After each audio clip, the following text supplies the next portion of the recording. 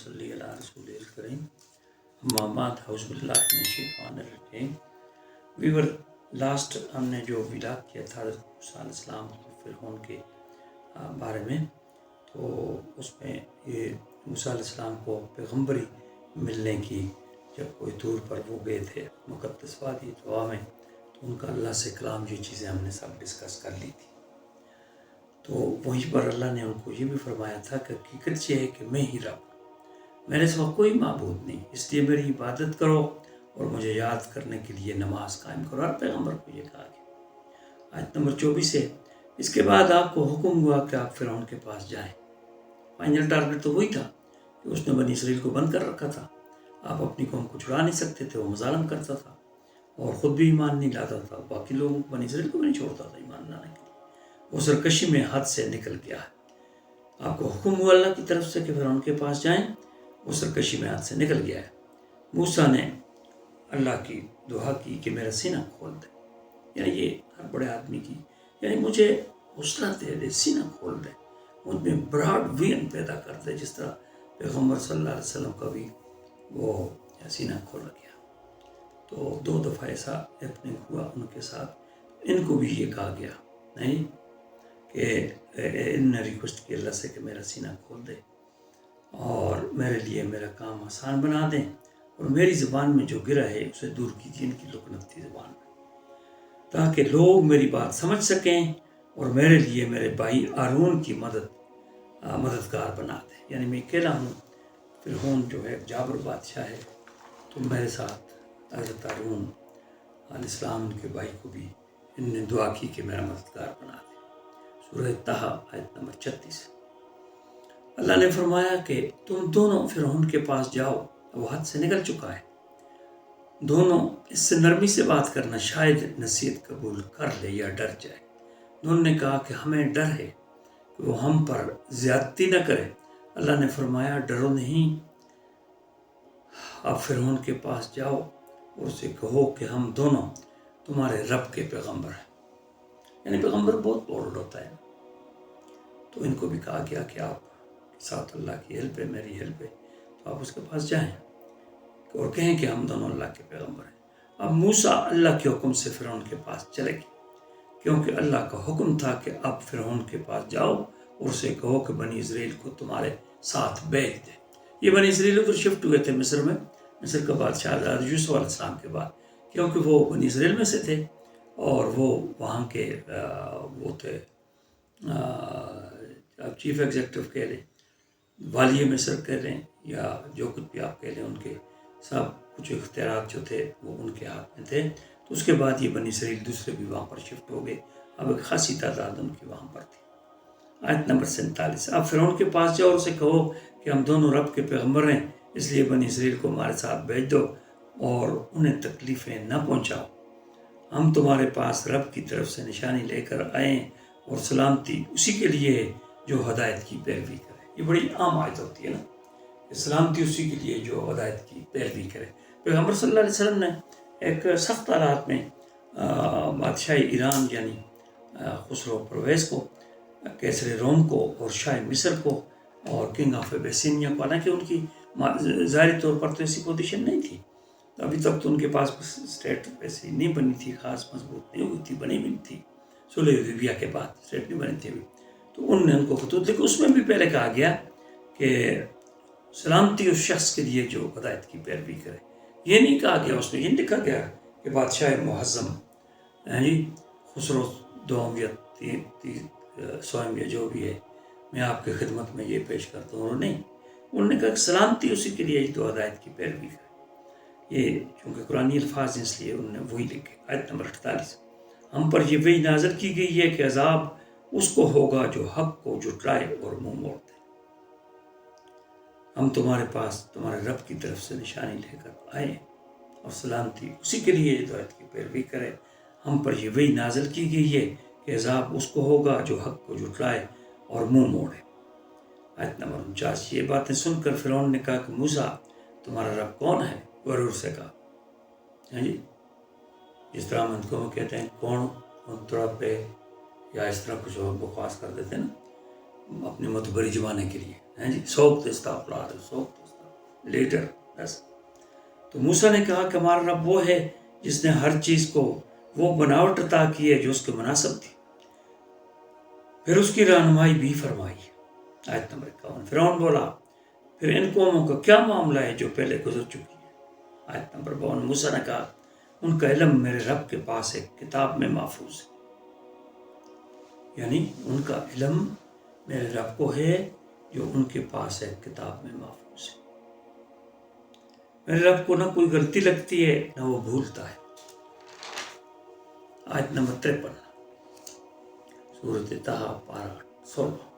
یہ وہ ذات ہے جس نے زمین کو تمہارے لیے فرش بنایا اور اس میں تمہارے لیے راستے بنائے اور آسمان سے پانی برسایا، پھر ہم نے اس کے ذریعے طرح طرح کی مختلف نباتات نکالی. آیت نمبر 54.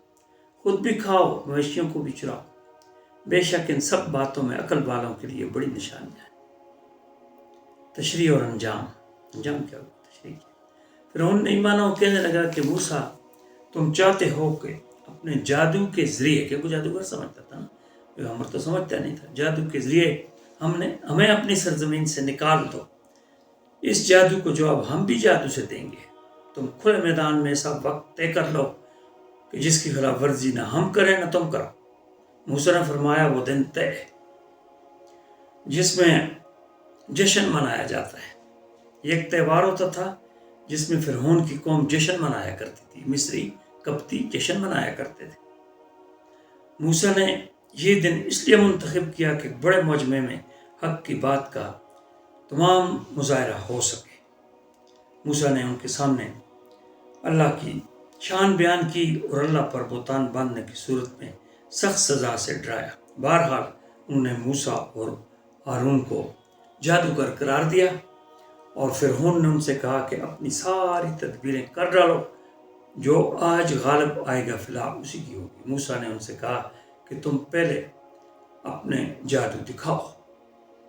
ان نے موسیٰ کے فرعون کے جو جادوگر تھا نا، ان کو کہا کہ پہلے اپنا جادو دکھاؤ. ان نے رسیاں اور لاٹھیاں تمام لوگوں کے سامنے میدان میں ڈال دیں. موسیٰ کو جادو کے ذریعے ایسا لگا کہ وہ دوڑ رہی ہیں. اس پر موسیٰ علیہ السلام کو کچھ خوف محسوس ہوا. اللہ نے ان کو تسلی دی، پیغمبر تھے نا. آیت نمبر 68. ڈرو نہیں، یقین رکھو تم ہی سربلند ہوگے، اور جو لاٹھی تمہارے دائیں ہاتھ میں ہے اسے زمین پر ڈال دو. ان لوگوں نے جو کاریگری کی ہے وہ سب کو نکل جائے گی، اور جادوگر خواہ کہیں بھی چلا جائے اسے کامیابی نصیب نہیں ہوتی. آیت نمبر 70. اور سارے جادوگر، اس کے پہلے آئے تھے 69 کہ ان نے ایسا ہی کیا، اور وہ جو ان کا ساتھ تھا اس نے ساری لاٹھیاں ہڑپ کر لی. اس پر سارے جادوگر سجدے میں گرا دیے گئے کر رہے. یہاں پر لفظ اللہ نے گرائے، گرتی گئے نہیں لکھا ہے. اور کہنے لگے ہم موسیٰ اور ہارون کے رب پر ایمان لے آئے. اللہ کے وعدے کے مطابق جب موسیٰ نے اپنا عصا زمین پر ڈالا تو اس نے اژدہا بن کر جادوگروں کے بنائے ہوئے جیلی سانپ ایک ایک کر کے نکل لیا. یہ اللہ کی قدرت سے تھا سب کچھ، یہ معجزہ تھا. اس پر جادوگروں کو یقین ہو گیا کہ یہ جادو نہیں بلکہ موسیٰ اللہ کے سچے رسول ہیں. یہاں یہ بات قابل ذکر ہے کہ قرآن کریم نے ان کے لیے سجدے میں گر گئے کی بجائے سجدے میں گرا دیے گئے فرمایا ہے. اس میں مطلب یہ ہے کہ موسیٰ نے جو معجزہ دکھایا وہ اس وجہ سے مؤثر تھا کہ اس نے انہیں بے ساختہ سجدے میں گرا دیا، یعنی اس معجزے کی وجہ سے اللہ کی طرف سے تھے.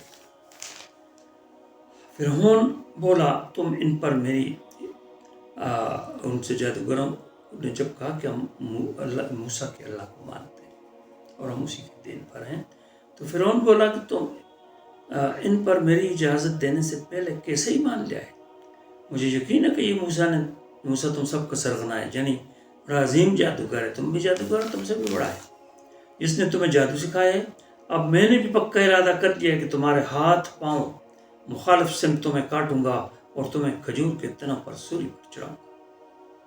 تمہیں یقین پتہ لگ جائے گا کہ ہم دونوں میں سے کس کا عذاب زیادہ اور دیر پا ہے. یعنی دھمکی دی ان کو. جادوگر نے جواب دیا کہ ہم پر حقیقت روشن ہو چکی ہے، اب تم نے جو کچھ بھی کرنا ہے کر لو، ہم تو اپنے رب پر ایمان لا چکے ہیں، تاکہ ہمارا رب ہمارے گناہوں کو بھی بخش دے اور جادو کے اس کام کو بھی جس پر تم نے ہمیں مجبور کیا. یعنی جادو گناہ ہے بہت بڑا، تم نے بھی اس سے کہا معذرت. یہ وہی جادوگر تھے جنہیں فرعون کے نام و اکرام کا لالچ تھا.